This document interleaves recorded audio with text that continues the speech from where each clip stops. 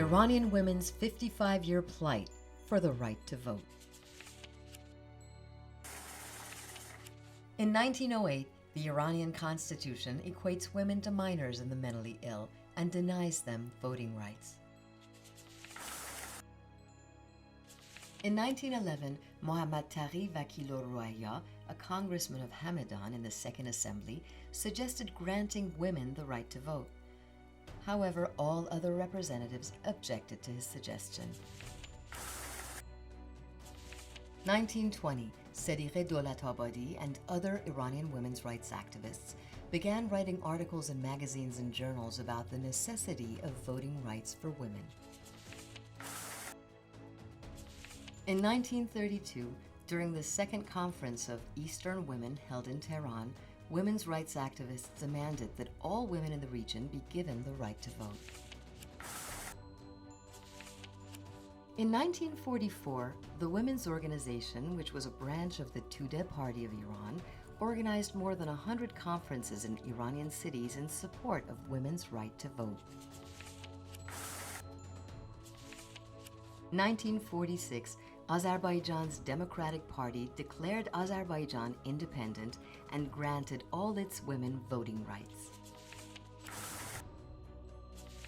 In 1947, the Tudeh Party introduced a measure to Congress which included granting voting rights for women, but the measure didn't receive enough votes as it was declared against Islam. 1952, a collaboration of several Iranian women's groups issued a statement along with 100,000 signatures that demanded political and economic rights for women. On December 17, 1952, Prime Minister Mohammad Mossadegh added women's right to vote to a draft of his proposed bill. January 1, 1953, a rally for women's right to vote took place in Baharistan Square in Tehran. Violence broke out between those who opposed the rally and its advocates. During that same month, due to rising pressure from the Islamic clergymen and conservative members of the National Front political group, or Jebhe Milli, Dr. Mossadegh omitted women's right to vote from his proposed bill. This decision raised vast objections from all women's advocate groups of the time. In 1955, members of the Association of Iranian Women held up a large banner at the airport to be seen by the Shah and Queen Soraya, his wife at the time, as they returned from a visit to Russia. The banner read, "We want equal rights for women." In 1956, members of this association, led by Safiye Firuz, were invited to have a meeting with the Shah at his palace, during which time they asked him to grant women the right to vote. August 1960, due to the boisterous objections of Islamic religious leader Ayatollah Burujerdi, the Prime Minister of the time was pressured to void and terminate the upcoming women's rally for voting rights. A month later, during the inauguration ceremony introducing the new cabinet, 20 women marched in front of the Senate and demanded that voting rights for women be given.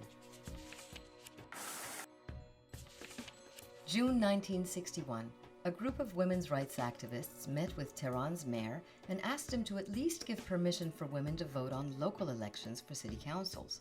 Meanwhile, in Isfahan, a woman was self-nominated for city council. On October 6, 1962, the cabinet lifted the ban, permitting women to vote in state and provisional level elections. However, 2 months later, due to the objections raised by Ayatollah Khomeini and other conservatives opposing women's right to vote was revoked from state and provisional level elections.